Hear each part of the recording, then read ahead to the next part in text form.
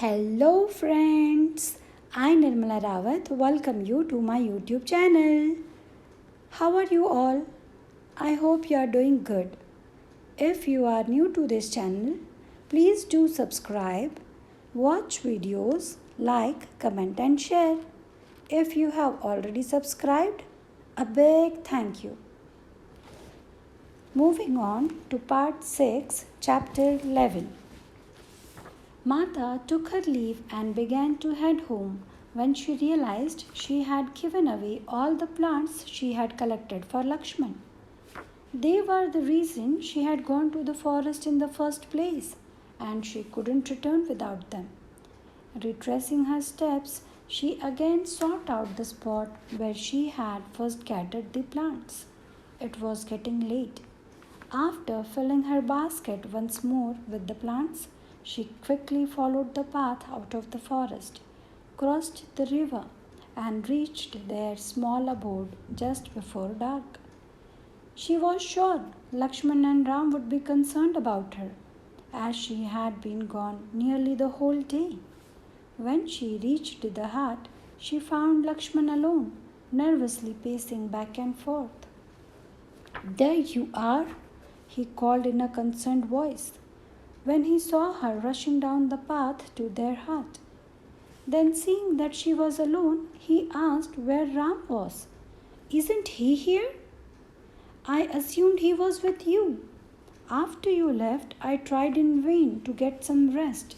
When I couldn't sleep, I came out to find that neither of you were here. You both have been gone a long time. I was very worried. We were not together. I went to find medicinal plants for you," replied Mata absent-mindedly. Her mind was still preoccupied with Chandrika. "I have found the plants that will help you sleep."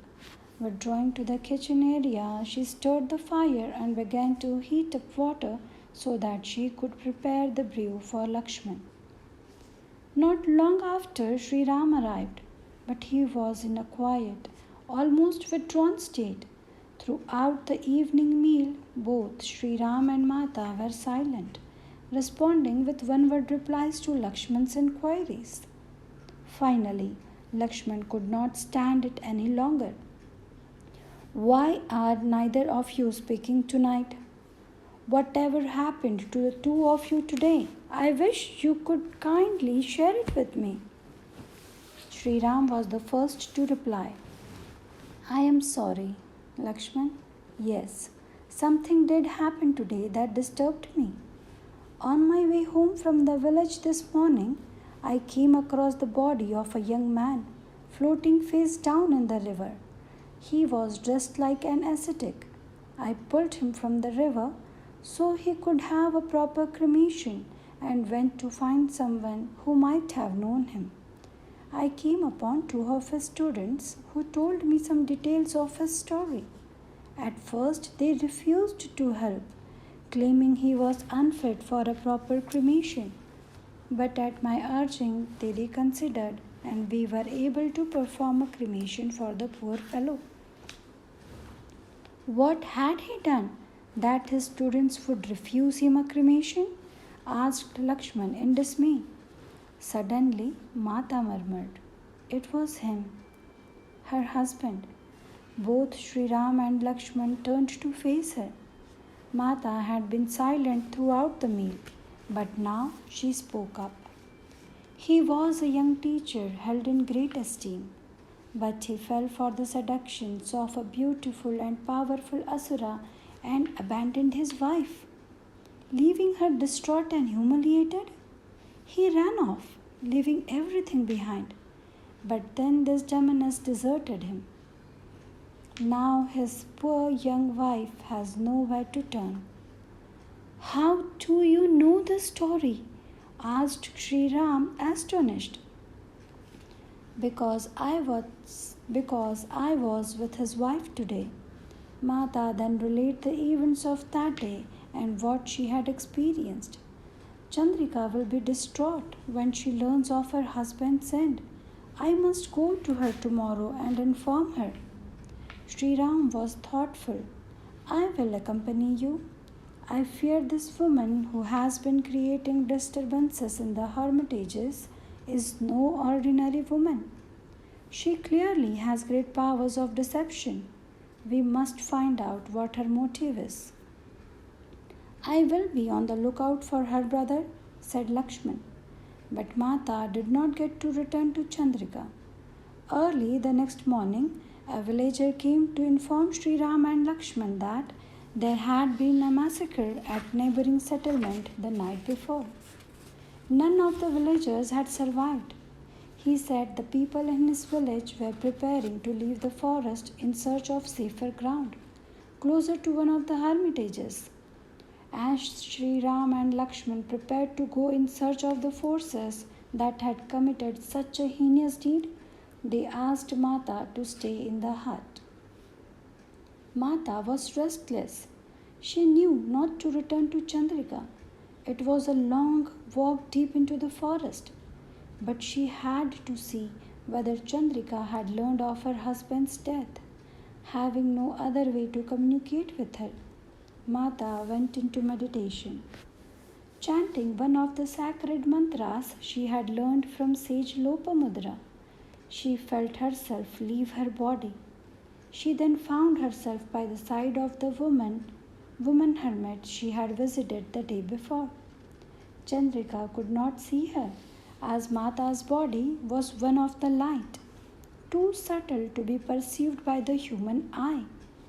A young man, no doubt a former student of her husband, was reciting to her the events that had led to her husband's death.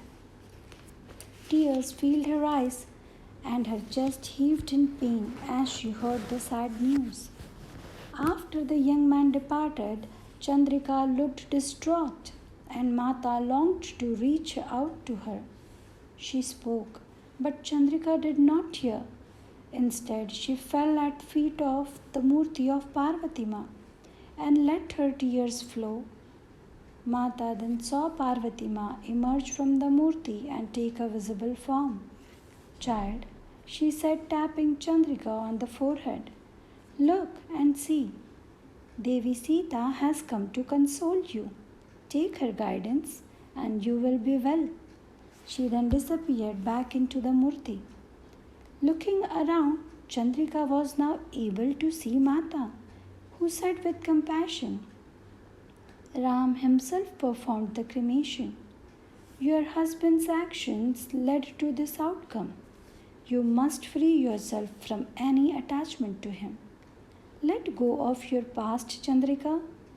You are beginning a new life, and if you persist, you will achieve success. I have no strength left, Mata, no will to live, she replied cheerfully. Then I will give you some of mine.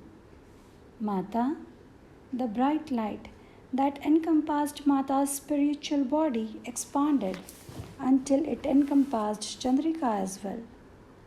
You will be protected and you will be able to continue with your sadhana, your spiritual practice, and achieve many spiritual rewards.